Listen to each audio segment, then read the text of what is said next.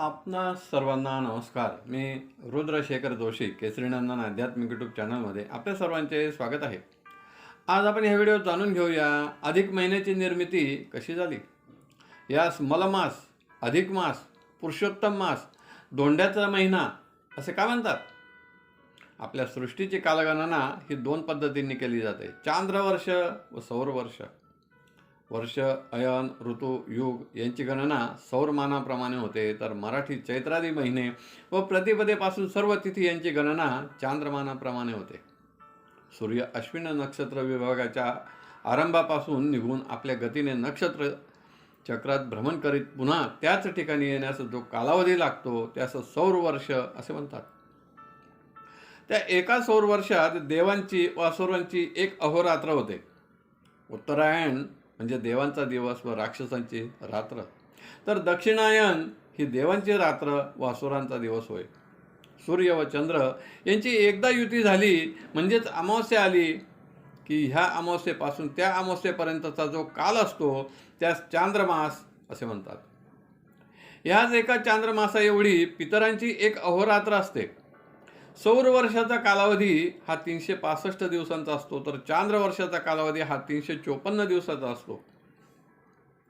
तिथीचा क्षय, वृद्धी यामुळे दोघांमध्ये वर्षाला अंदाजे 11 दिवसांचा फरक पडतो. तो भरून काढण्यासाठी 3 वर्षातून एकदा अधिक मासाची गणना केली जाते व पुन्हा शास्त्रीय दृष्टिकोनातून चांद्रमास व सौरमास किंवा वर्ष यांचा मेळ घातला जातो.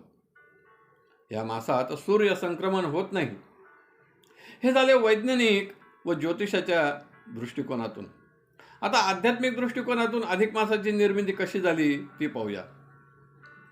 सृष्टीच्या निर्मितीपासूनच पाप व पुण्य ह्या दोन संकल्पना आहेत.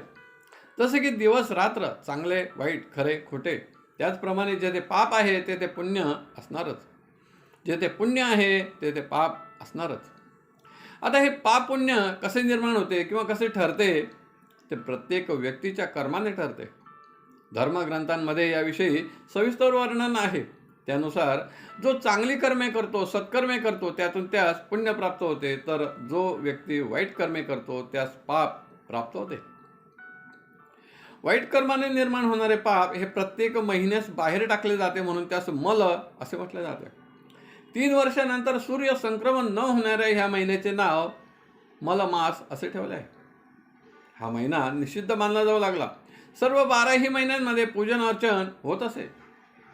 मग या महिन्याने सांगितले, माझ्या महिन्यात का नाही, मला मलमास असे का म्हटले जाते, यावर काही उपाय करावा असे दुःख मलमासाने भगवान श्रीकृष्णांना किंवा भगवान नारायणांना सांगितले. तेव्हा त्यांनी त्यास वरदान दिले, हे मलमास, तू नाराज होऊ नकोस, तुला मी माझे नाव देतो. तेव्हापासून त्यास पुरुषोत्तम मास असे नाव पडले. इतकेच नव्हे तर भगवान श्रीकृष्णांनी सांगितले, या महिन्यात अधिकस्य अधिकम फलम ह्या वचनाप्रमाणे सर्व मानवास पुण्य प्राप्त होईल. म्हणून या अधिक महिन्यात, पुरुषोत्तम महिन्यात जे कोणी भक्त पूजा अर्चा, स्नान, दान, जप, तप, तीर्थयात्रा करतील, भगवंताचे नामस्मरण करतील, त्यास त्यांचे पुण्य कित्येक पटीने त्या भक्तास प्राप्त होईल. तसेच त्या भक्तास सुख, शांती, सौभाग्य, सौख्य, समाधान, आनंद सारे काही प्राप्त होऊन त्याचे जीवन सुखमय होईल व शेवटी त्यास मोक्ष प्राप्त होईल असे वरदान मलमासला दिले. त्यामुळे तो आनंदी झाला व पुढे पुरुषोत्तम मास नावाने प्रसिद्ध झाला. या महिन्यात 33 वस्तूंचे दान यामुळेच देतात.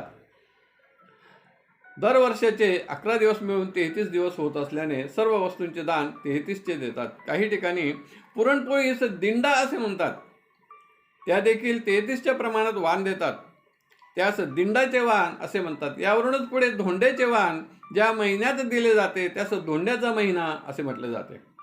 असे अनेक नावे असलेला हा महिना तितकाच व्रत, नियम, धर्म, कार्य यांनी पुरेपूर आहे.